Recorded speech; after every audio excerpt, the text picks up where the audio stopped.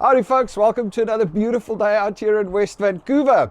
And booyah! We are officially card-carrying Canadian permanent residents. Our PR cards arrived in the post today, so it is awesome. We are absolutely ecstatic about it. Especially Belinda, because she's the one that did all the hard work and all the admin. But anyway, so that means we can now travel. So firstly, I need to go to the US to go pick up all my parcels that's been piling up there at the mailbox.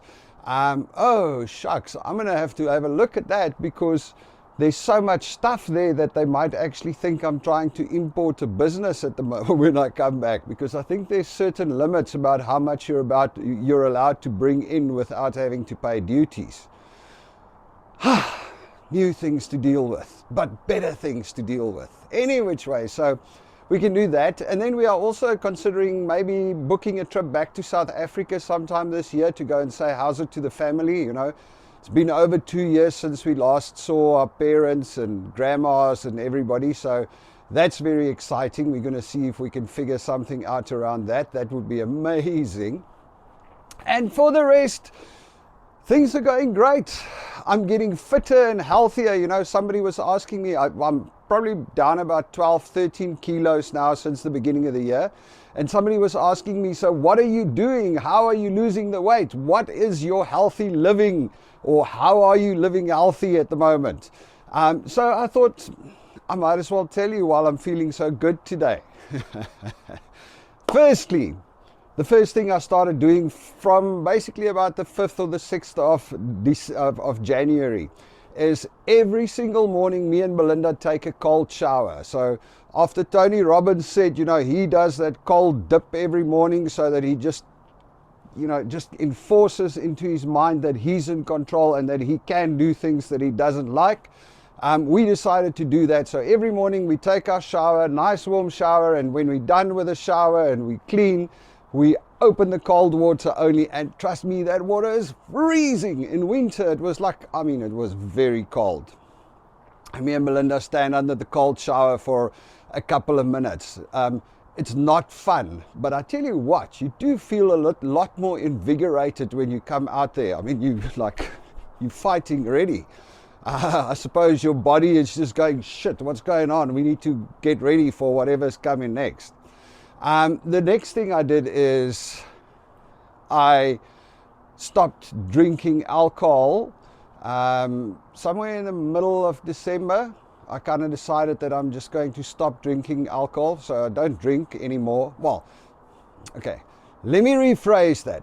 I don't drink much anymore, because what I did is I built in a certain number of cheat days for the year. So I said, I'm just not going to have a drink every night. I will just have a certain number of cheat days. And I actually set a target of 12 cheat days for the year, so one every month.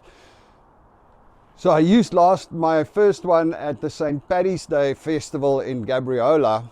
I am having a bit of a problem with that one though, because now that we're starting the brewery on Gabriola with Dave, I'm going to go there on Saturday to go and brew the first batch of beer. That might be a conflict of interest. I might have to rethink the 12 cheat days, maybe make them a few more, or maybe exclude beer. Anyway, so that's on the alcohol side.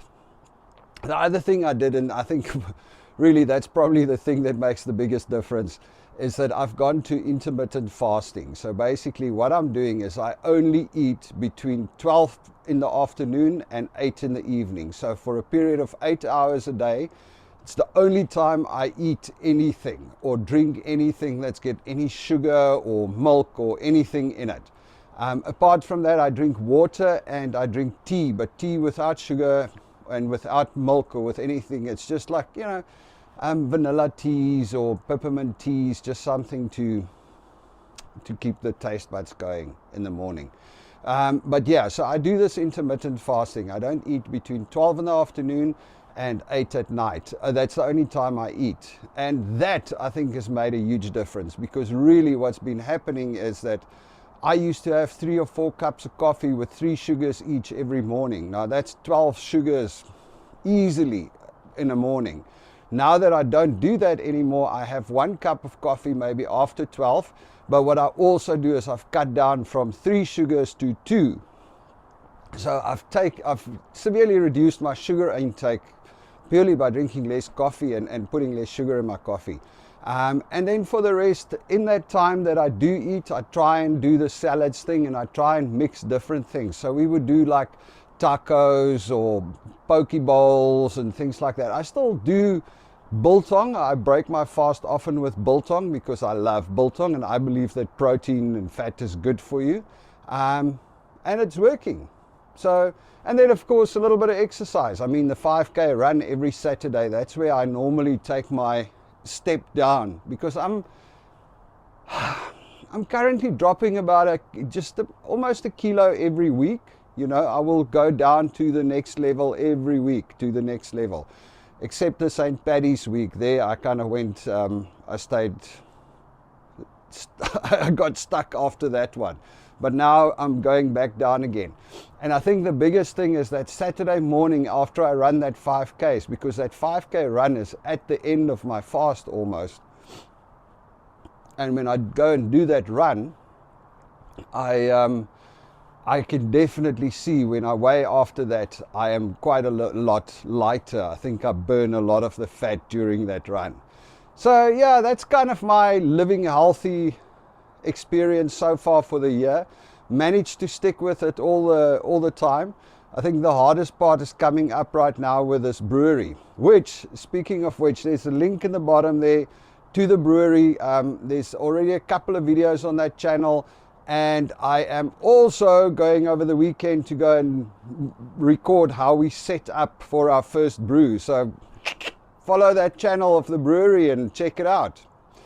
All right, folks, you all must have a beautiful one. From a card-carrying Canadian. Cheers.